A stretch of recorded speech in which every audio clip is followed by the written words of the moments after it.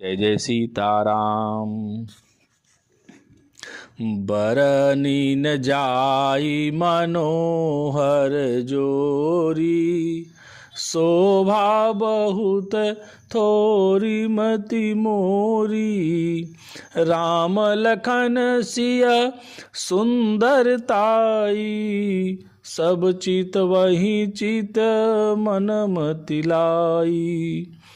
उस मनोहर जोड़ी का वर्णन नहीं किया जा सकता, क्योंकि शोभा बहुत अधिक है और मेरी बुद्धि थोड़ी है। श्री राम लक्ष्मण और सीता जी की सुंदरता सब लोग मन चित्त और बुद्धि तीनों लगाकर देख रहे हैं। थके नारी नर प्रेम पियासे, मनहु मृगे मृग देख दिया से। सिय समीप ग्राम तिय जाहि, पूछत आति स्नेह सकुचाही। प्रेम के प्यासे वे गांव के स्त्री पुरुष इनके सौंदर्य माधुर्य की छटा देखकर ऐसे थकित रह गए जैसे दीपक को देखकर हिरनी और हिरन निस्तब्ध रह जाते हैं। गांवों की स्त्रियां सीता जी के पास जाती हैं, परंतु अत्यंत स्नेह के कारण पूछते सकुचाती हैं। बार बार सब लागहि पाए, कहीं बचन मृदु सरल सुभाए। राजकुमारी विनय हम करही, तिय सुभाय कछु पूछत डरही। बार बार सब उनके पांव लगती और सहज ही सीधे साधे कोमल वचन कहती। हे राजकुमारी, हम विनती करती हैं, परंतु स्त्री स्वभाव के कारण कुछ पूछते हुए डरती हैं। स्वामिनी अभिनय क्षम भी हमारी, बिलगुन मानव जानी गवारी। राजकुंवर दो सहज सलोने, इन तेलही दुति मरकत सोने। हे स्वामिनी, हमारी ढिठाई क्षमा कीजिएगा और हमको गंवारी जानकर बुरा न मानिएगा। ये दोनों राजकुमार स्वभाव से ही परम सुंदर हैं। मरकत मणि और सुवर्ण ने कांति इन्हीं से पाई है। अर्थात मरकत मणि और स्वर्ण में जो हरित और स्वर्ण वर्ण की आभा है, वह इनकी हरित आभ नील और स्वर्ण कांति के एक कण के बराबर भी नहीं है। श्यामल गौर किशोर बर, सुंदर सुषमा ऐन। शरद सरवरी नाथ मुखो, शरद सरोरुह नैन। श्याम और गौर वर्ण है, सुंदर किशोर अवस्था है, दोनों ही परम सुंदर और शोभा के धाम हैं। शरद पूर्णिमा के चंद्रमा के समान इनके मुख और शरद ऋतु के कमल के समान इनके नेत्र हैं। कोटि मनोज लजाव निहारे, सुमुखे कहूँ को आहि तुम्हारे। सुनि स्नेह मैं मंजुल बानी, सकुची सिय मन महु मुस्कानी। हे सुमुखी, कहो तो अपनी सुंदरता से करोड़ों कामदेवों को ले जाने वाले ये तुम्हारे कौन हैं। उनकी ऐसी प्रेममयी सुंदर वाणी सुनकर सीता जी सकुचा गईं और मन ही मन मुस्कुराई। तीनहि बिलोकी बिलोकति धरनी, दोह सकोच सकुचति बरबरनी। सकुचि सप्रेम बाल मृग नयनी, बोली मधुर बचन पिक बयनी। उत्तम गौर वर्ण वाली सीता जी उनको देखकर संकोचवश पृथ्वी की ओर देखती हैं। वे दोनों ओर के संकोच से सकुचा रही हैं। अर्थात न बताने में ग्राम की स्त्रियों को दुख होने का संकोच है और बताने में लज्जा रूप संकोच। हिरण के बच्चे के सदृश नेत्र वाली और कोकिल की सी वर्ण वाणी वाली सीता जी सकुचाकर प्रेम सहित मधुर वचन बोली। सहज सुभाय सुभगतन गोरे, नाम लखनो लघु देवर मोरे। बहुरी बदन विधु अंचल ढाकी, पियतन चितई भौह करी बाकी। ये जो सहज स्वभाव सुंदर और गोरे शरीर के हैं उनका नाम लक्ष्मण है, ये मेरे छोटे देवर हैं। फिर सीता जी ने लज्जावश अपने चंद्रमुख को आंचल से ढककर और प्रियतम श्री राम जी की ओर निहार कर भौहें टेढ़ी करके खंजन मंजू तिरीछे नयननी, निज पति कहे उति नहीं सिय सयननी। भई मुदित सब ग्राम बधूटी, रंकन राय राशि जनु लूटी। खंजन पक्षी के से सुंदर नेत्रों को तिरछा करके सीता जी ने इशारे से उन्हें कहा कि ये मेरे पति हैं। यह जानकर गांव की सब युवती स्त्रियां इस प्रकार आनंदित हुई मानो कंगालों ने धन की राशियां लूट ली हो। अति सप्रेम सिय पाय परी, बहुविधि देहि आशीष। सदा सुहागिनी हो तुम, जब लगी मही यही शीश। वे अत्यंत प्रेम से सीता जी के पैरों पड़कर बहुत प्रकार से आशीष देती हैं, शुभ कामना करती हैं कि जब तक शेष जी के सिर पर पृथ्वी रहे तब तक तुम सदा सुहागिनी बनी रहो। पार्वती समपति प्रिय हो, देबिन हम पर छाड़ब छोहु। पुनि पुनि विनय करिय कर जोरी, जो यही मार्ग फिरिय बहोरी। और पार्वती जी के समान अपने पति की प्यारी हो, हे देवी हम पर कृपा न छोड़ना। हम बार बार हाथ जोड़कर विनती करती हैं, जिसमें आप फिर इसी रास्ते लौटें। दर्शनु देव जानि निज दासी, लखी सिय सब प्रेम पियासी। मधुर बचन कही कही परितोषी, जनु कुमुदिनी कौमुदी पोषी। और हमें अपनी दासी जानकर दर्शन दें। सीता जी ने उन सबको प्रेम की प्यासी देखा और मधुर वचन कह कहकर उनका भली भांति संतोष किया, मानो चांदनी ने कुमुदनियों को खिलाकर पुष्ट कर दिया। तब ही लखन रघुबर रुख जानी, पूछऊँ मगुलोगन मृदुबानी। सुनत नारी नर भय दुखारी, पुलकति गात बिलोचन बारी। उसी समय श्री रामचंद्र जी का रुख जानकर लक्ष्मण जी ने कोमल वाणी से लोगों से रास्ता पूछा। यह सुनते ही स्त्री पुरुष दुखी हो गए, उनके शरीर पुलकित हो गए और नेत्रों में वियोग की संभावना से प्रेम का जल भराया। मिटा मोदु मन भय मलीने, विधि निधि दीन ले तु जनु छीने। समुझि करम गति धीरज कीन्हा, सोधि सुगम मगु तिन कहीं दीन्हा।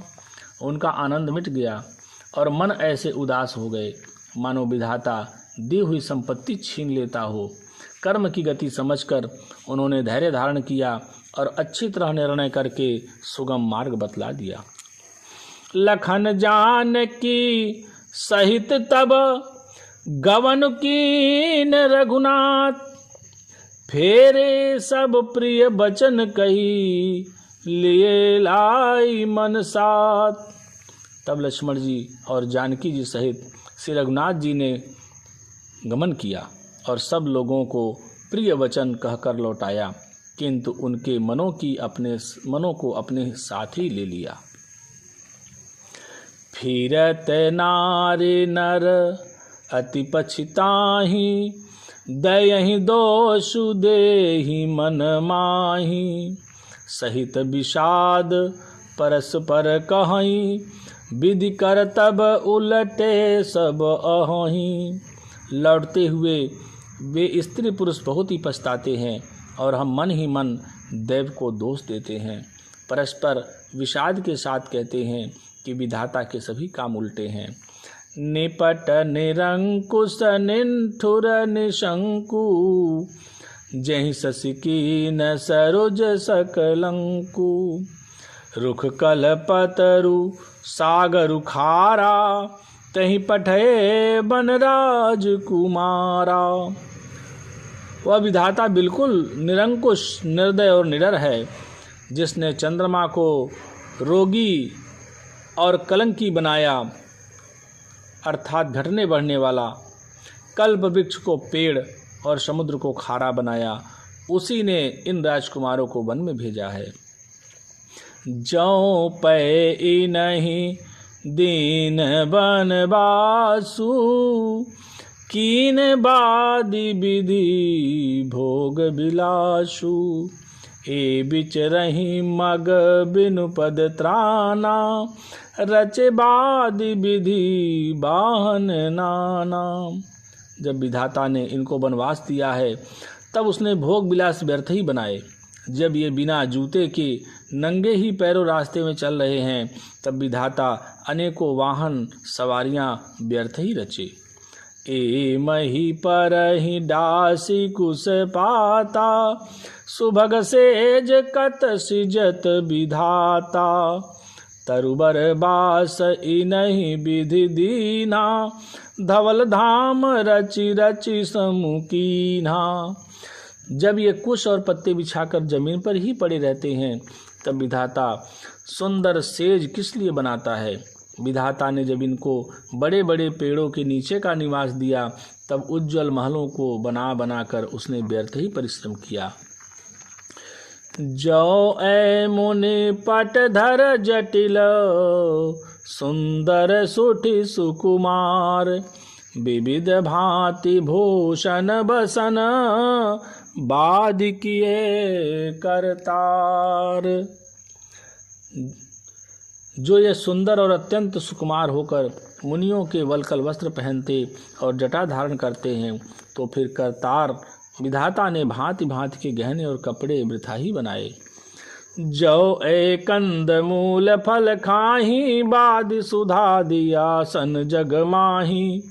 एक कहीं ए सहज सुहाए, आप प्रगट भय विधि न बनाए। जो ये कंद मूल फल खाते हैं तो जगत में अमृत आदि भोजन व्यर्थ ही हैं। कोई ये कहते हैं ये स्वभाव से ही सुंदर हैं, ये अपने आप प्रकट हुए हैं, ब्रह्मा के बनाए नहीं हैं। जहाँ लगी वेद कही विधि करनी, सवन नयन मन गोचर बरनी। देखहूँ खोज भुवन 10 चारी, कहाँ अस पुरुष कहाँ असी नारी। हमारे कानों, नेत्रों और मन के द्वारा अनुभव में आने वाली विधाता की करनी को जहाँ तक वेदों ने वर्णन करके कहा है, वहाँ तक 14 लोकों में ढूंढ देखो, ऐसे पुरुष और ऐसी स्त्रियां कहाँ हैं। इन्हीं देख विधि मनु अनुरागा, पट तर जोग बनावे लागा। कीन बहुत श्रम एक न आए, तही ईर्षा बन आनि दुराए। इन्हें देखकर विधाता का मन मुग्ध हो गया। तब वह भी इन्हीं की उपमा के योग्य दूसरे स्त्री पुरुष बनाने लगा। उसने बहुत परिश्रम किया परंतु कोई उसकी अटकल में ही नहीं आए। इसी ईर्ष्या के मारे उसने इनको जंगल में लाकर छिपा दिया है। एक कहीं हम बहुत न जानहीं, आपु ही परम धन्य करिमानहीं। ते पुनि पुण्य पुंज हम लेखे, जे देखहीं देखी हैं जिन देखे। कोई ये कहते हैं हम बहुत नहीं जानते, हाँ अपने को परम धन्य अवश्य मानते हैं जो इनके दर्शन कर रहे हैं, और हमारी समझ में वे भी बड़े पुण्यवान हैं जिन्होंने इनको देखा है, जो देख रहे हैं और जो देखेंगे।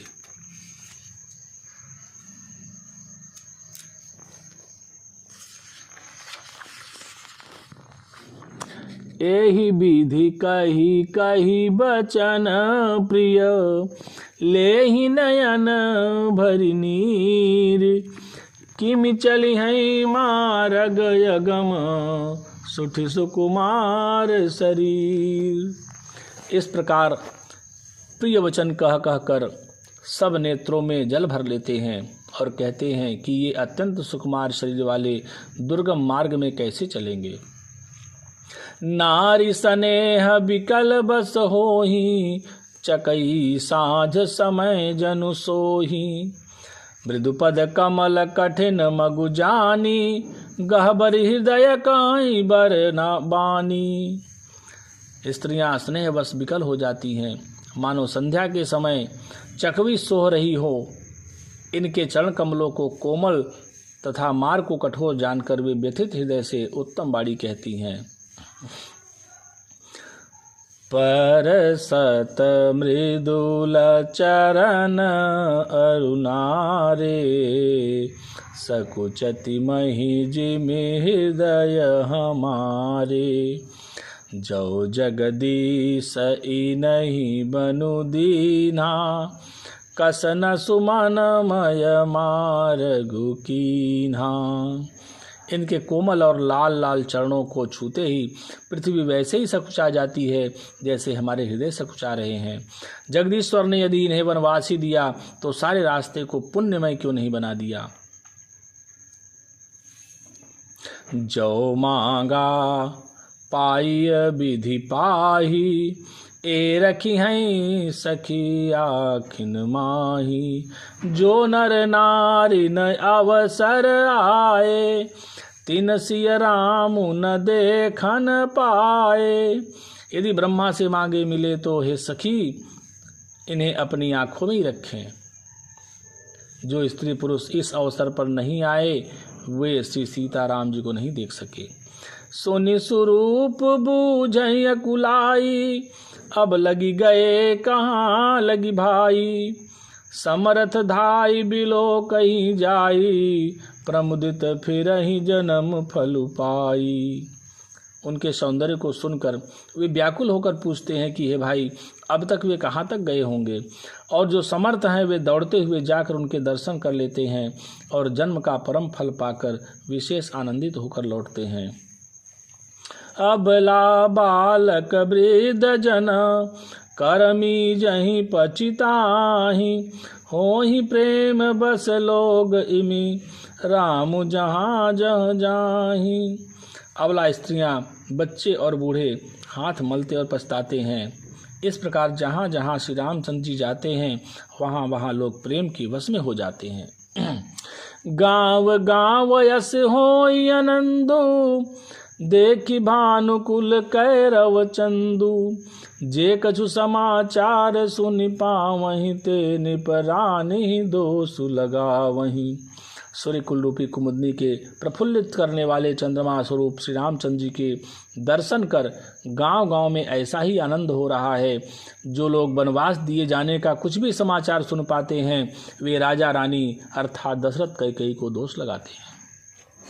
कहीं एक यति भल नर नाहू, दिन हमहि जोई लोचन लाहू। कहीं परस पर लोग लोगाई, बातें सरल स्नेह सुहाई। कोई ये कहते हैं कि राजा बहुत ही अच्छे हैं जिन्होंने हमें अपने नेत्रों का लाभ दिया।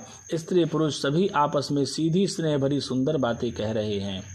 ते पितु मातु धन्य जिन जाए, धन्य सो नगरु जहाँ ते आए। धन्य सो देशु सैलु बन गाऊं, जह जह जाहि धन्य सोई ठाऊ। कहते हैं वे माता पिता धन्य हैं जिन्होंने इन्हें जन्म दिया।